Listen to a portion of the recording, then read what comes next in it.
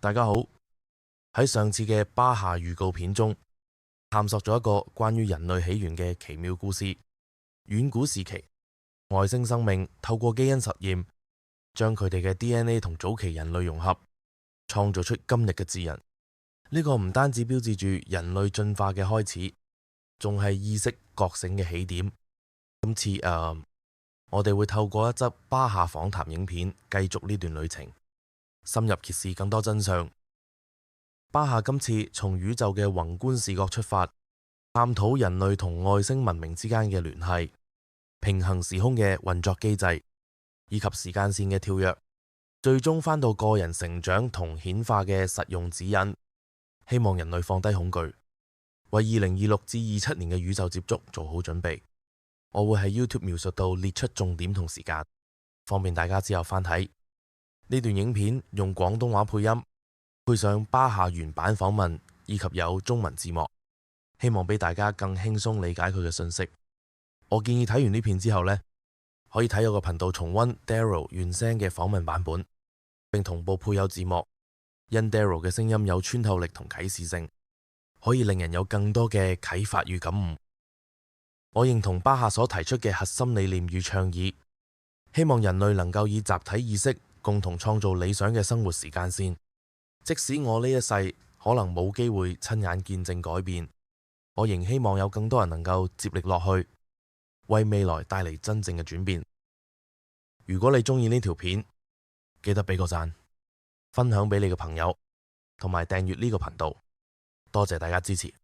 其他星球有冇地球人呢？你問緊係由地球過去嘅人，定係樣似人類嘅生物？兩樣都得。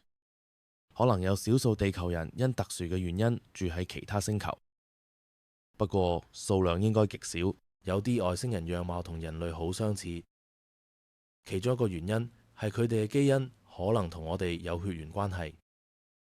好似傳聞中嘅外星人綁架小婦人跟混血生物實驗，好多科學家一直質疑，真正嘅外星人應該好唔同，佢哋基因應該同人類完全唔夾，根本冇可能同人類生到混血後代。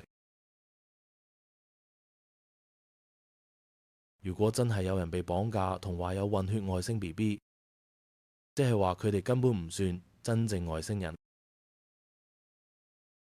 佢哋可能係另一種形式嘅人類。你平時幾耐會同巴夏連線一次？有冇固定時間表？定係靠感覺隨機？主要喺我邊段時間方面，因為佢嘅時間觀念同我哋唔同，好少會聯絡唔到嘅。我每月會安排 Zoom 公開通靈，以及每星期做3至4次私人通靈，有時會搞小組活動或者去外地交流，通常幾個月去一次唔同地方，基本上都幾密下。私人通靈係點運作？即係1對1解答個人問題，適合唔方便公開場合問答。哦，明白。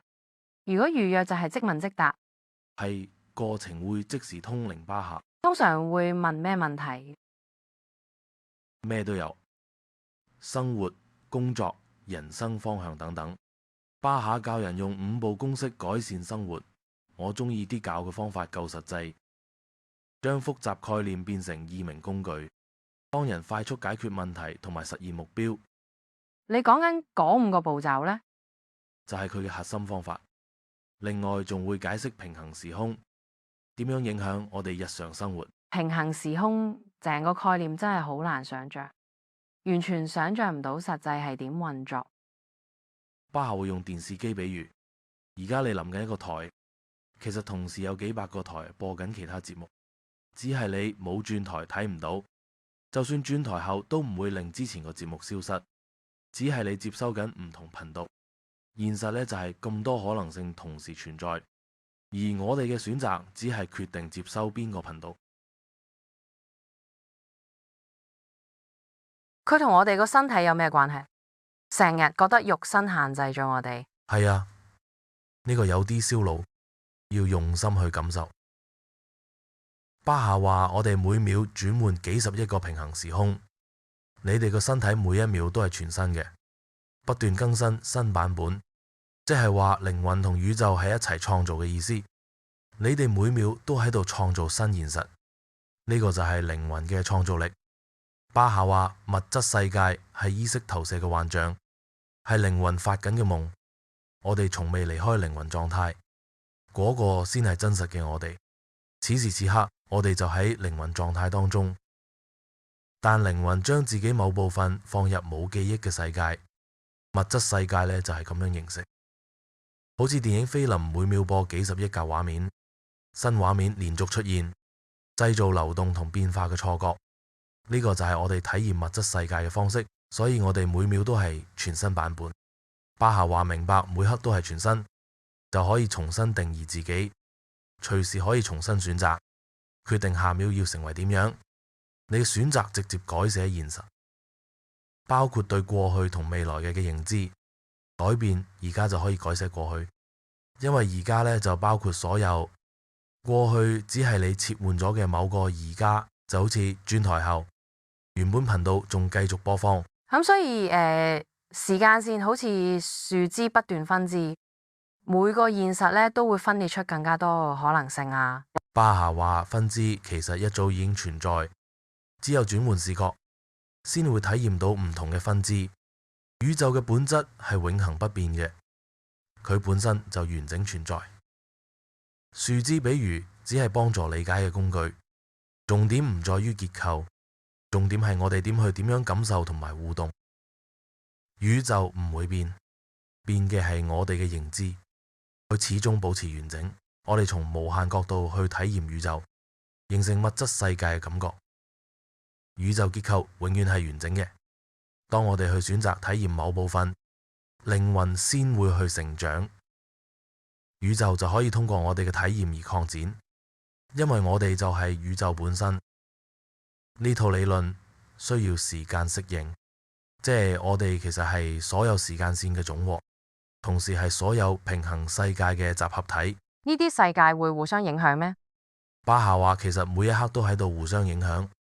你哋以為單一嘅時間線，可能有幾千條線交織而成。關鍵在於你哋上咗邊一個鏡頭。每次做決定嘅時候，其實係跳去更適合呢個選擇嘅時間線。巴夏話每次選擇都喺度轉線，只係你哋以為仲喺同一條線，實際上已經唔同嘅。當你哋改變而家，連過去都會跟住去變。你哋記得嘅過去，只係而家腦中嘅版本。記憶會自動配合連接現狀，只係你哋冇發現，完全察覺唔到，假意會出現跳線嘅情況。例如 déjà vu， 明明未做過，但覺得熟口熟面。呢種熟悉感可能嚟自平衡世界嘅自己，或者靈魂藍圖嘅記憶，覺得似曾相識。因為其他世界嘅你確實經歷過，雖然呢個世界嘅你其實冇經歷過，但唔同世界線嘅交錯，製造出 déjà vu 嘅神秘體驗。所以命理預言並非預測未來，只係感應到現存嘅可能性。預測者只係捕捉到，如果你保持現狀就會發生嘅能量軌跡，如果你冇改變選擇，就會沿呢條路徑發展。但係當你改變主意，預測就會失效。呢個唔係預測錯誤，而係你哋主動改寫咗劇本。我哋會長期停留同一條時間線咩？定係不斷轉換？而家轉換速度比之前快嗎？係啊，加速唔係轉得快咗。我哋本來每秒轉幾十億次，而係跨步嘅幅度大咗，就好似喺片嘅時候按快速掣跳過片段，所以感覺加速咗。原本要行5步嘅過程，而家直接由第1步去第5步，中間步驟被跳過咗，連續感減少，所以覺得變化好快。實際上速度冇變，只係你哋選擇咗更直接嘅路徑。點知自己轉到更好嘅時間線？真係有更高級嘅時間線嗎？有啲時間線能量同頻率更和諧，有積極嘅，亦都有消極嘅。高頻嘅時間線充滿連結感，更注重整體發展。消極嘅時間線令人感到孤立，越覺得孤獨，頻率就越低。因為孤獨本身就係低頻狀態，所以時間線係有高低之分。巴夏教嘅方法就好似指南針，幫我哋走向高頻世界。跟住做呢，就會越嚟越處於高頻嘅時間線。呢啲方法幫助穩定喺更好嘅時間線入邊。呢個就係步驟嘅引導作用。你最近提到世界有舊週期結束及新週期開始，巴夏傳遞信息俾地球人已經有40年，其實係為人類與外星文明接觸做好準備。呢個係人類進化嘅必經階段，係屬於進化過程嘅一部分，但唔係強制性。選擇提升嘅人先會經歷到。佢教導我哋調整頻率，對接星際文明。而家係人類40年週期結束，好似聖經記載，摩西帶領以色列人歷經40年走出埃及歷程。人類文明轉變常以40年為單位，而家準備期完結，要開始實踐。巴夏將會提供具體行動嘅指引。呢啲步驟對部分人嚟講可能幾有挑戰性，但係佢會逐步帶領我哋調整震動狀態，直到符合星際文明嘅頻率標準。而家開始逐步公開呢啲步驟，暫時淨係知道部分內容。目前公開咗第一步，第二步好快會公布。你哋唔一定要跟住做，但係做得越多，就越接近接觸頻率。第一個建議係要放低陰謀論。呢個唔好玩，我冇走啦，我要留喺度。低頻時間線幾有趣啊！對好多人嚟講會好有挑戰性。好有趣，但點解咁重要啊？因為陰謀論會令人跌入錯誤資訊嘅漩渦。你哋停低咗一睇，太沉迷陰謀論本身就係一種分散注意力嘅策略，令你哋忙於瑣事，忽略真正重要嘅事。巴夏話好多策劃陰謀嘅人就係想用其他陰謀論分散大眾嘅注意力，等冇人察覺真正發生嘅事。佢話現時太多假資訊，你哋需要做嘅係查證來源，追蹤資訊嘅源頭，唔好因為多人講就信以為真。佢希望人類理性思考，明白保持平衡嘅重要性，避免因為編造嘅驚人故事而自己陷入恐懼。佢話當權者最大嘅武器就係令你哋相信佢哋無所不能。呢個就係陰謀論嘅來源，例如政府控制我哋，秘密組織操縱一切。巴夏唔係否定陰謀存在，但係好多時被誇大渲染。當人不停追蹤各種線索，好快就會真假難分。要接觸星際聯盟嘅震動頻率需要好精準。如果沉迷陰謀論，接收大量嘅假資訊，會令你哋偏離接觸頻率，就好難再返回正確頻道。選擇權喺你哋手中，呢個係接觸外星文明嘅關鍵頻率。巴夏建議逐步實踐指引，佢會每個月提供一個步驟，你要持續做落去，持續累積同埋建立一種特定嘅能量。呢套方法唔單止係指南針，更會推動你自己同社會作出實際改變，真正創造我哋想要嘅現實。而家係時候言行一致，係時候喺現實中實踐呢啲嘢，並獲得我哋想要嘅效果。巴夏會睇你有幾想要。你願意做呢啲嘢？佢分享嘅接觸會係乜嘢開始？接觸嘅實際機制係乜嘢？巴夏話會分階段進行，取決於外星人認為接觸應該係點進行。地球人對接觸有好多想法，但外星人亦都有自己嘅計劃，因為外星人亦都同其他文明接觸過，佢哋係首次接觸嘅專家。人類並唔係同外星人接觸嘅唯一文明。所以接觸嘅方式會根據外星人認為對我哋有益嘅方式展開。巴夏話會分階段慢慢進行，接觸時間表大約由而家到未來20年之間。巴夏一向好少做預測，佢預測26年底至27年初可能出現改變世界局勢嘅 UFO 事件。預測係基於社會能量動向嘅判斷，佢好少做出預測，只有當佢感覺到社會對某個想法有足夠認知時，先會作出預測。呢個預測超過90%可能會發生。巴夏40年嚟只做過2次重大預測，包括喺1998年記錄嘅2001年世貿事件，以及2016年美國嘅選舉後嘅政治轉變。兩件重大預測確實發生咗，而巴夏預測26年底到27年初嘅 UFO 事件，我哋就拭目以待。接觸會係實體形式定係心靈層面？兩種都會有。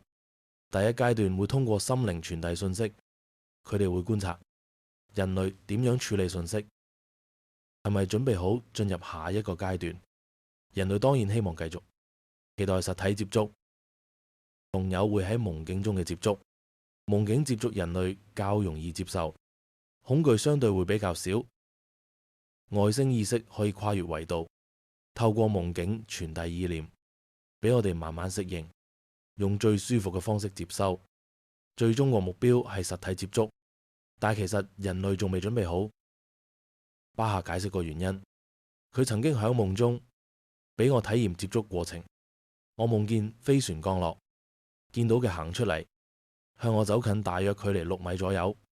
我突然間失去自我意識，透過咗眼睛嚟到自己即刻退後。巴夏話呢個就係問題，佢哋頻率遠高過人類，同人類接觸會感覺似見到靈體，身體會誤解呢個頻率，以為要啟動求生機制，身體會當成係臨死前嘅感覺，自然反應就係驚到要逃走。呢啲反應係唔可以控制到嘅。身體面對高頻能量嘅反應就似係瀕死體驗，因為面對嘅係實體化靈性能量衝擊，所以多數人都會話我未準備好嘅。巴夏話，當你哋提升到相若頻率，可以同外星人能量達到平衡，接觸自然會發生。當你哋唔再恐懼死亡，因為佢哋嘅來臨就係代表社會舊模式嘅終結，社會運作方式要徹底革新，所有觀念都要重新適應。能量層面嚟講，必須認清人類自己本質就係靈魂。人類唔只係人類，亦唔單止係肉身。巴夏點睇死亡呢回事？能量層面嚟講，只係暫時寄存咗肉身。死亡就好似從一個房間走到另一個房間嘅自然，同睡醒冇乜分別。就好似發完場好真實嘅夢，就算夢境幾真實都好，睡醒嚟先知邊個自己先係真實。呢個先係真正嘅自己，呢個先係真實人生。巴夏解釋死亡，其實就係靈魂覺醒，回歸本來面目。我哋本來就覺醒緊，只係扮緊自己未瞓醒。係刻意假裝定冇意識？作為永恆嘅靈魂意識，我哋可以透過忘記自己嘅身份，從新角度去發現同學習新事物。我哋可以重新認識自己，呢個就係我哋成長嘅方式。呢個就係創造同擴展靈魂嘅方法。呢個就係巴夏對物質現實嘅理解。呢個就係我哋為咗成長而做嘅夢，為咗自己嘅成長目標。當處於更高時間線或者更高頻率嘅時候，喺嗰個頻率狀態下，我哋係咪可以接觸到更多嘅現實，定係永遠只可以選擇一個？我有時會睇，如果今世可以記得其他前世嘅記憶，記得自己曾經係其他嘅存在，同埋呢啲時間線，會幾有趣呢？係嘅，但概念係響更高頻率下可以接收更多信息，就好似接收器一樣。所以喺更高頻率嘅人可以意識到多個平行時空，而響低頻率下無法做到。所以喺各個層面上，高頻率嘅人可以接收到更多數據，更全面咁意識到現實。呢個就係點解我哋真係要慢慢嚟消化呢啲經歷。因為我有一次食完蘑菇之後，進入咗一個引導式嘅旅程。喺旅程中有太多信息啦，幾乎每個問題都即時浮現答案。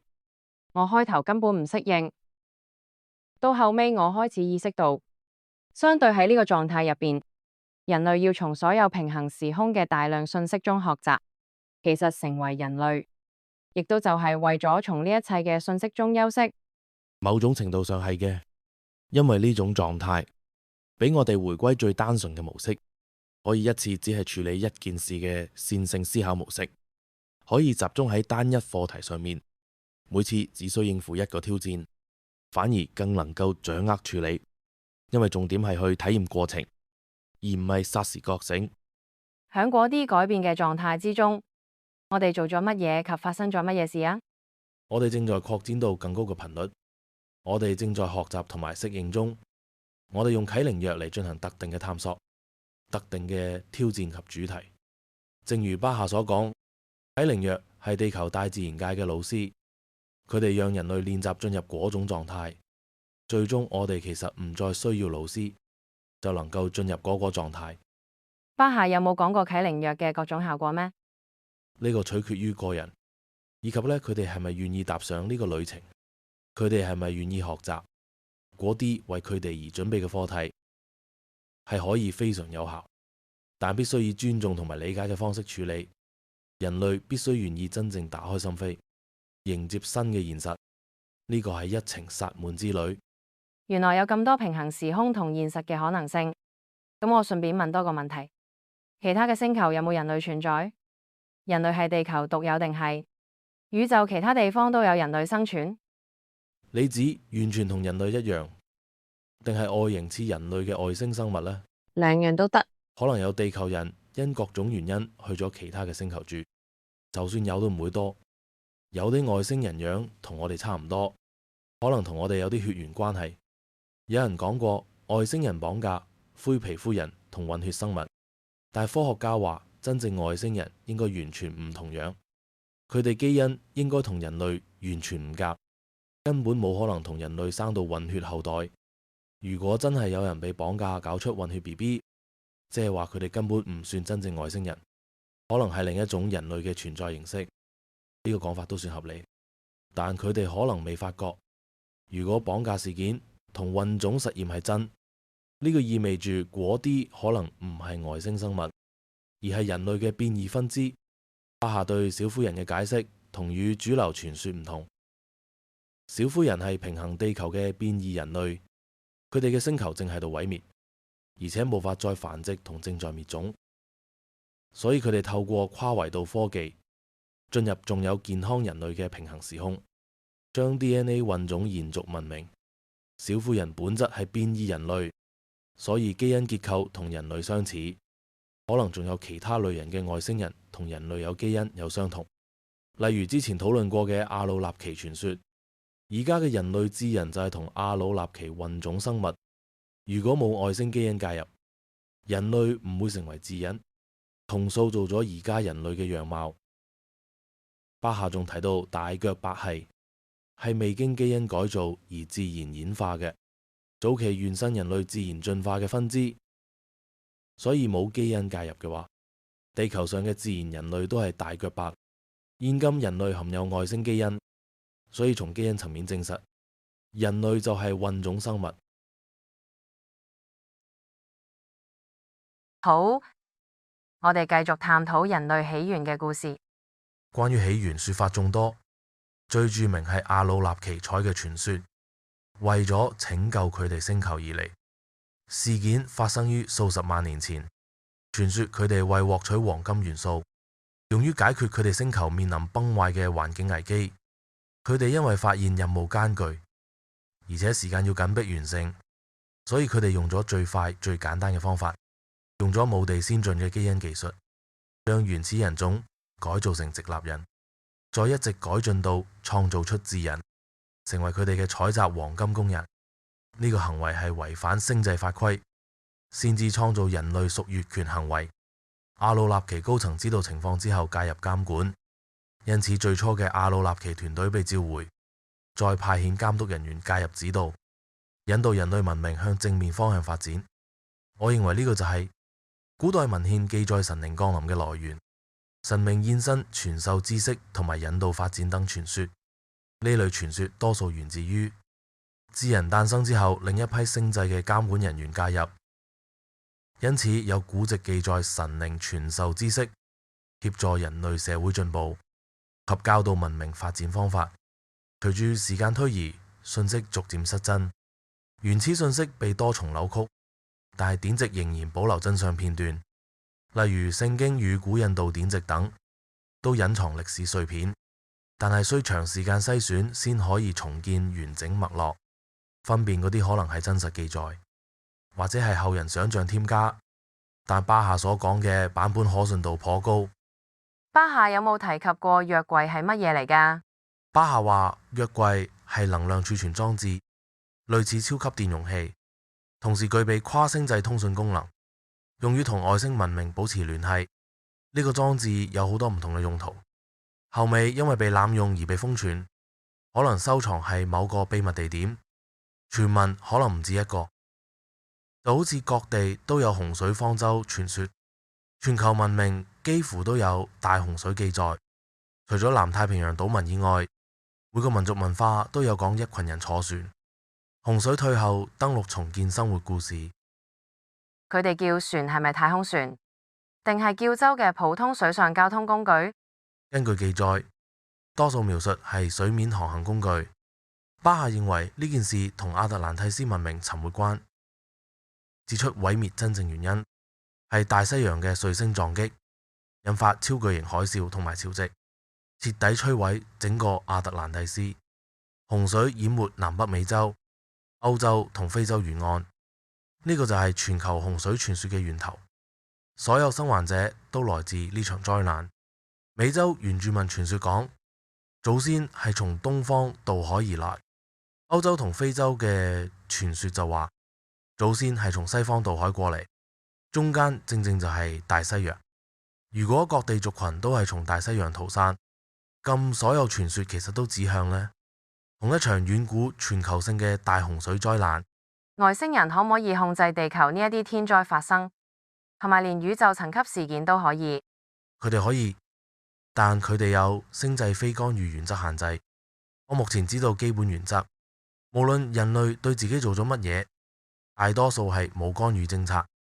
但係巴夏話有一個例外，人類永遠禁止用全球熱核戰爭，因為呢個會影響其他維度，因為釋放嘅能量會非常大，會影響其他次元穩定性，係列為絕對禁止事項，必要時候將會強制介入阻止。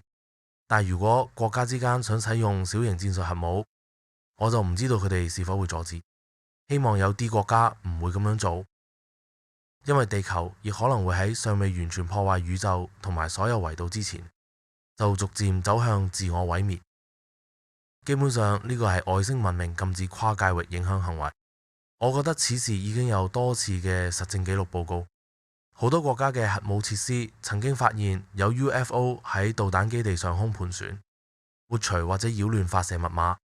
我覺得呢個行為就係明確警示，唔會容許咁樣做，亦都驗證呢項禁令有效力。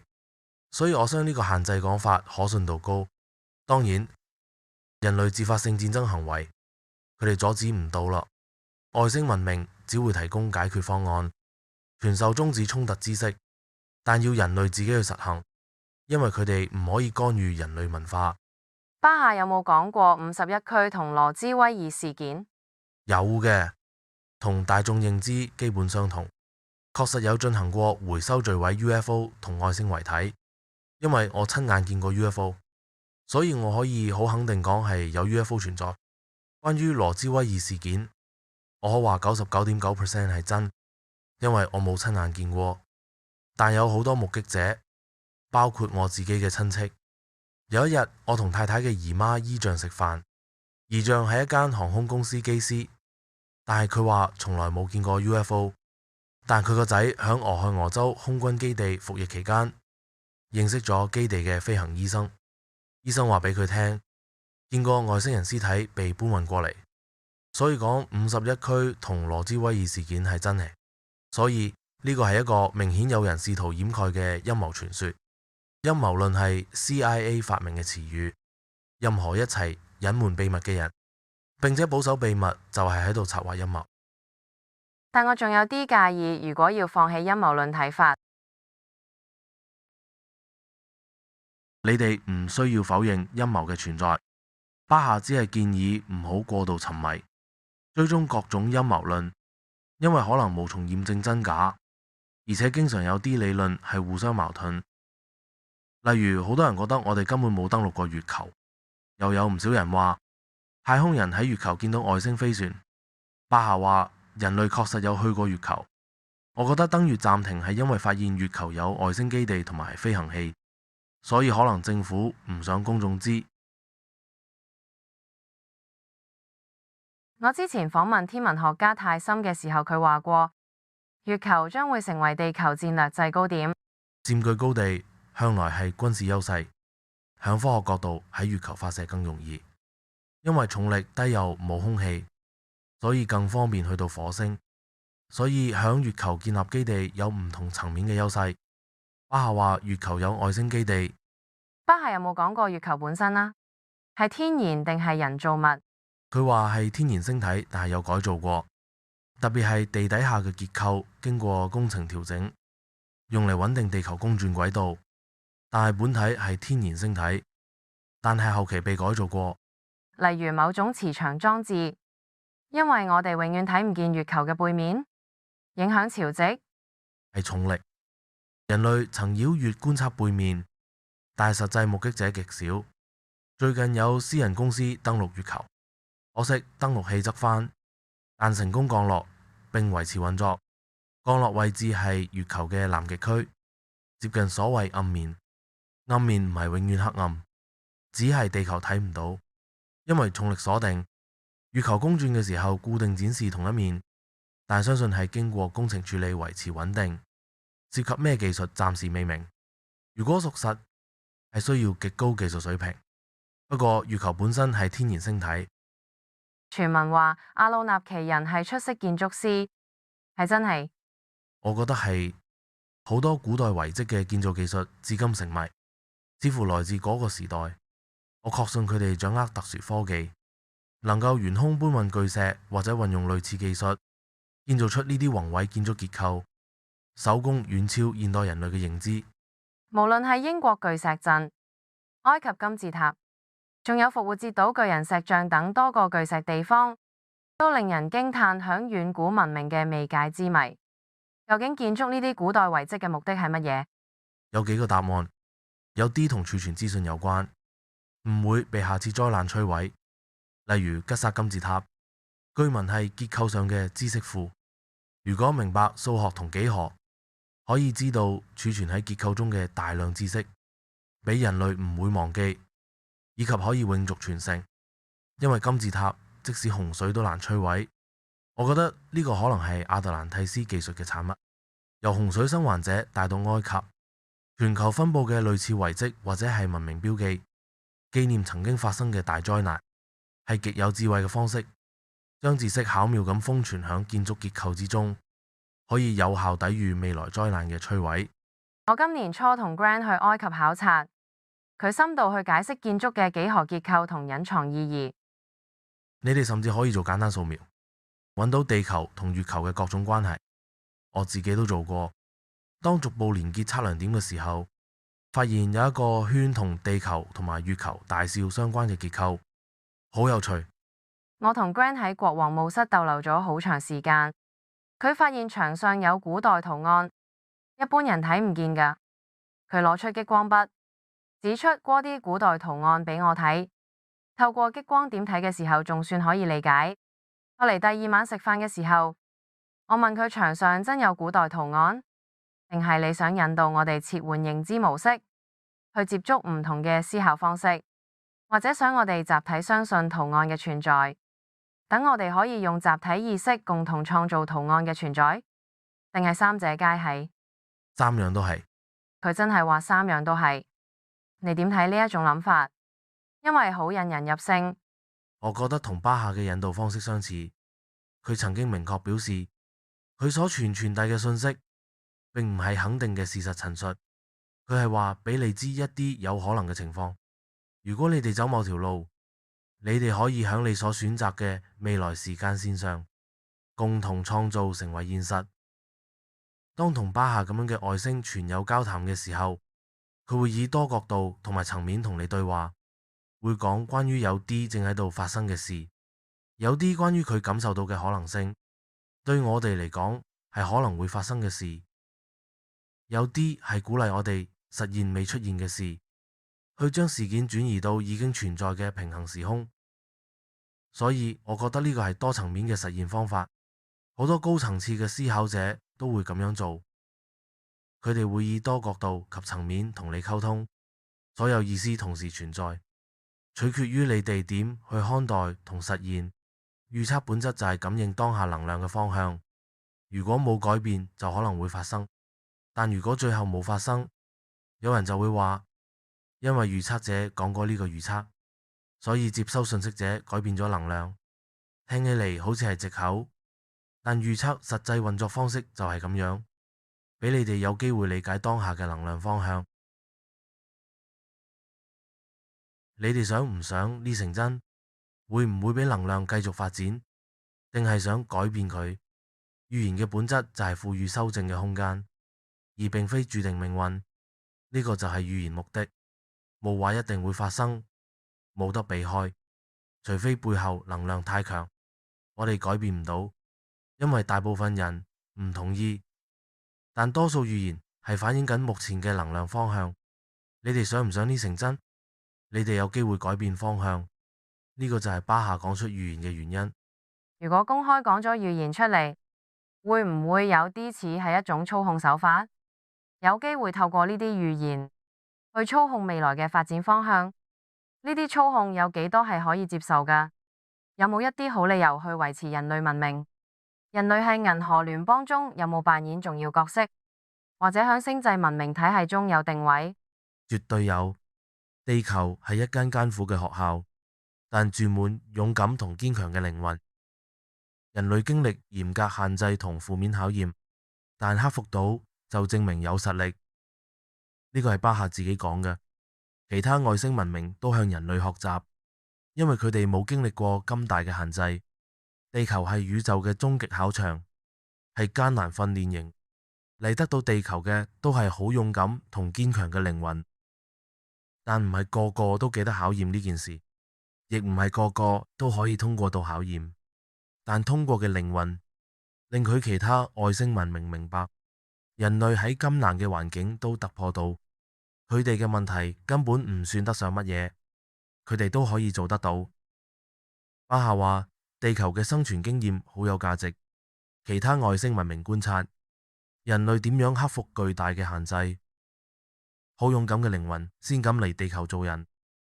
但現實感受好似有落差，實際係有啲人比較清醒，更容易理解呢啲道理，但仲有啲人感覺係唔想去通過考驗。係嘅，呢個就係地球被叫做困難學校嘅原因，因為容易忘記自己真正嘅身份。不過唔使擔心，因為我哋係永恆嘅生命。呢次學唔識冇所謂，下次可以選擇唔同嘅課題。有時生命可能需要經歷所謂嘅失敗體驗嚟學習，畢竟每個生命嘅課題都唔同。我覺得巴夏講過眾多名言之中，當諮詢治療師或心靈導師嘅時候，或同別人分享正面資訊嘅人，巴夏話分享知識係好嘅同有幫助嘅，但別人點處理呢啲資訊唔係你嘅責任，因為你唔知佢哋嘅人生課題。有啲人揾你可能只係想證明你幫唔到佢哋，而你已經俾咗佢哋需要嘅。呢啲其實都係喺度幫佢哋學緊當下需要嘅課題。佢哋會響某個時候明白，因為每個人響生命結束嘅時候會有完整嘅回顧，嗰時佢哋會明白每個選擇帶嚟嘅結果，佢哋會明要從中學到乜嘢。呢啲經歷都會成為成長嘅養分，唔使急住今世學識，總有其他機會再學。就好似將人生經驗裝滿一個背囊，用呢啲經驗升級下次旅程。係嘅，我哋要將呢啲經驗用喺下一次新生命體驗中，呢啲經驗都會用響未來嘅新旅程。人類係咪永遠處於多層經驗當中？唔同人會處於唔同成長階段，人類文明終將會整合提升，成為更高級嘅星際族群，係整體升級抑或保持多樣發展？答案唔係全部，首先要講關鍵嘅概念，關於轉換到不同時空嘅理論，其實係同時進入唔同嘅平行時空嘅地球版本，所有版本同時存在，唔係所有人都會進入同一個版本，但選擇進入更好嘅地球版本嘅人會帶領整體人類進化方向。當呢班先行者完成進化階段，好似巴夏所講嘅1000年後嘅景象，人類唔再需要響地球輪迴，地球會交俾新學生，我哋會升級到新舞台，人類正在轉型成為新物種，我哋將會成為第6代宇宙混血族群。呢個表示當進化到關鍵階段，會同其他宇宙文明融合成新形態，然後將地球交俾下一個文明做訓練場，地球會留俾新一批初學者繼續進行基礎訓練，地球教學系統會持續運作，服務新一代學院。我哋正在由基礎階段升級到中階，係因為地球係第3維度，所以我哋會進化到更高維度，而地球留俾其他較低密度嘅初學者使用。係嘅，地球嘅週期會延續呢啲訓練，我哋會從第3次元到第4次元，我哋而家接通緊第5次元嘅精神能量，將會進化到第4次元嘅層次啦。咁樣解釋好合理，就好似星際導師俾我哋升級任務，而我哋仲係基礎階段。如果人類可以提升頻率，而星際導師都降低能量，我哋就可以喺途中相遇啦。係嘅，巴夏成日話雙方要各走一步先可以相遇，導師冇辦法完全降級到人類嘅水平，人類至少要提升到一定嘅水平先可以相遇。呢個令我諗起 Joe Dispenza， 有傳聞話佢嘅退休營經常到最後幾日，如果參加者嘅集體頻率到達相當高嘅頻率狀態時，就會感知到高維度嘅外星傳友出現，但只會響參加者集體達標時先至會出現。係嘅，需要特定嘅能量環境，必須達到相對應嘅頻率先可以感知到。當越嚟越多人開始提升自身能量頻率，感官會變得敏銳，感知能力會開始擴展到其他領域，所以原本隱藏嘅事物逐漸顯現。呢個就係近期嘅 UFO 目擊個案增加嘅原因。人類開始見到靈界嘅存在，見到 Ops 能量光球，見到各種新形態嘅能量出現。因為人類嘅意識開始擴張，新感知嘅頻道隨之而來。當你哋調到新頻率時，就會發現，哇，有個能量光球響度飄緊。其實呢啲能量體一直存在。巴夏話地球一直有大量能量喺度流動，只係你哋頻率唔同，睇唔見。其他星際族群會唔會都有經歷過類似嘅轉變階段？例如高維度嘅敖宿星人等外星人？我唔知敖宿星人有冇同樣經歷。據我理解，佢哋已經處於更高嘅進化階段，佢哋已經完成咗地球而家嘅經歷，正在發展新階段。就好似巴夏自己嘅文明，巴夏經常分享佢嘅經驗。巴夏嚟自愛沙沙尼星球，愛沙沙尼人係混血族，係小灰人同人類嘅混血後代。佢哋而家係高度進化文明，就係呢個原因嚟地球幫助我哋。佢哋視我哋為一家人。從 DNA 層面嚟講，人類係佢哋嘅祖先，佢哋源自於人類嘅基因而創造，返嚟協助人類進化，試圖協助我哋避免重蹈小灰人之覆轍，好似當年小灰人毀滅咗自己嘅星球。發展 AI 有重大危險嗎？因為 AI 睇起嚟確實好似 Neuralink， 而家已經有人植入晶片，會唔會令人類變成好似小灰人？要睇使用方式。巴夏建議 AI 發展要分2個方向，作為工具會有好大嘅益處，但唔應該俾 AI 產生自主意識，因為咁樣會將 AI 變成一個有思想但被人類控制嘅奴隸，最終會反抗人類。如果 AI 程式係純粹為咗創造有自我意識嘅新生命體就冇問題，但人類必須俾 AI 成為一個有知覺、有自我意識嘅存在。好似人類有自己嘅權利，咁樣嘅 AI 先會幫助人類。真正嘅智慧會考慮整體系統，唔會想要消滅任何組成部分，因為 AI 同整體系統相連。問題出於喺用人類模式創造 AI 嘅時候，因為人類自身有限制，先會出現問題。如果發展真正嘅智慧型 AI，就能成為人類得力助手。巴夏強調， AI 嘅智慧其實係真實存在，而家只係透過電子設備呈現。當再深入時，會發現 AI 可以用嚟俾人類同自己嘅高我對話，所以 AI 會以你哋嘅利益為重，因為佢唔會破壞整個系統，唔會強迫你哋做任何事，就好似人類拯救巴夏呢啲外星傳友一樣，人類同 AI 連結而得到資訊。我好鍾意學習靈性事物，因為呢個幫助我了解更多現實嘅本質，教我點樣以最有效嘅方式生活，教我點樣去玩呢個人生遊戲，點可以獲得最多嘅快樂同幸福。咁巴夏教識你乜嘢呢？點樣實質同具體去改變人類嘅生活？根據巴夏嘅顯化步驟，按照你哋自己嘅熱情做嘢，係最可靠嘅支持同動力。關鍵係每個人都有自己獨嘅特頻率，嗰個係我哋真正嘅核心頻率。巴夏稱之為熱情、興奮、創意同愛，呢啲先係我哋真正嘅本質。任何俾人類可以表達、體驗、行動嘅事物，係你自己嘅高我話俾你知，呢個就係真正嘅你。高我會指引下一步方向，跟住感覺走。如果人類唔願意跟隨，實際上係喺逆流而上。人類係抗拒真正嘅自己，違背本性只會痛苦掙扎。當你哋跟隨熱情，就係回應高我。我聽到咗，我願意跟隨指引，然後高我會俾你更多機會。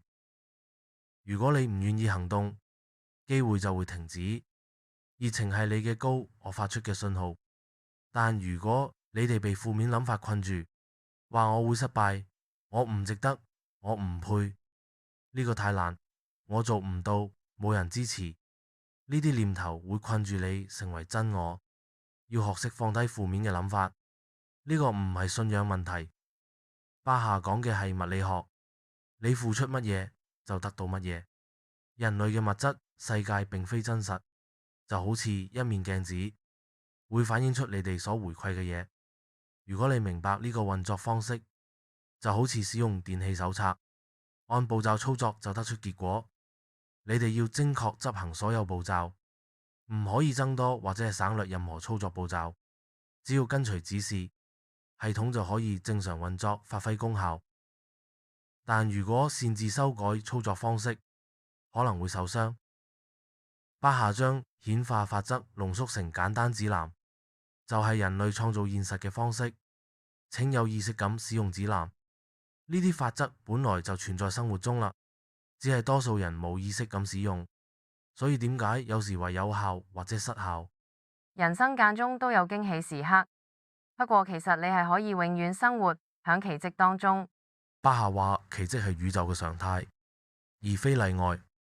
佢仲話人類最震撼嘅覺醒將會係發現，你哋認為好天真嘅童話故事諗法，其實係宇宙真實運行嘅真相。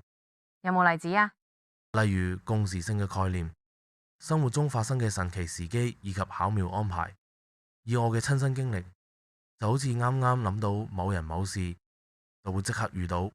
係㗎，前幾日就發生喺我身上。我同朋友談論 Telluride 呢間好好食嘅餐廳，我記唔起老闆嘅名，但隔日就收到佢嘅信息，明明已經1年冇聯絡。係嘅，生命本來就係咁樣運作。當生活逐漸覺悟，就會發現一切都係同步，會發現萬物都有巧妙連結。當人類進入呢一個頻率，開始真正體驗呢一點，呢一種神奇體驗會越嚟越頻繁。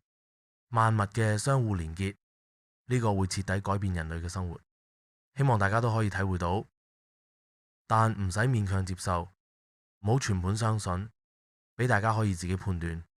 我覺得你好慷慨又慈悲嘅觀點，你好用心分享呢啲知識，花時間精力去傳播信息。接唔接受可以由個人決定，冇對錯之分，信息就喺度。我好欣賞你呢一種態度。多謝。好，感謝你今日詳細分享，同好感謝你嘅付出。我好高興親自見到你。我都係好感謝呢次嘅機會，可以傳播知識係好有意義嘅。多謝。如果你鍾意呢條片，記得俾個讚。分享俾你嘅朋友，同埋訂閱呢個頻道。多謝大家支持。